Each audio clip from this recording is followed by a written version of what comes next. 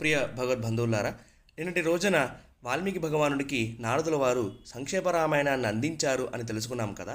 కానీ అది ఏ పరిస్థితిలో జరిగింది అని అడిగితే, ఒకసారి నారదుల వారు వాల్మీకి భగవానుడు ఆశ్రమానికి వచ్చినప్పుడు వాల్మీకి భగవానుడు అడుగుతాడు, 16 సద్గుణములున్న మహాపురుషుడు ఎవడైనా ఈ లోకంలో ఉన్నాడా అంటే, దానికి సమాధానంగా వాల్మీకి భగవానుడికి నారదుల వారు శ్రీరామచంద్ర ప్రభువు గురించి, శ్రీరామచంద్ర ప్రభువు చరిత్ర మొత్తం ఆ సంక్షేప రామాయణంగా అందించారు.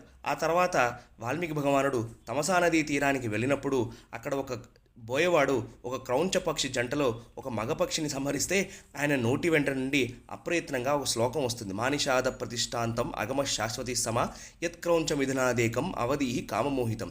ఈ శ్లోకం ఏమిటి ఇలా వచ్చింది అని ఆయన ఆలోచిస్తున్న సమయంలో బ్రహ్మగారు ప్రత్యక్షమయ్యి, అది నా సంకల్పం ద్వారా నీ నోటి వెంట వచ్చింది నాయన, ఈ శ్లోకం ఆధారంగా చేసుకుని నువ్వు ఆచమనం చేసి కూర్చుంటే నీకు జరిగిపోయిన రామాయణం అంతా కనిపిస్తుంది అని చెప్పి బ్రహ్మగారు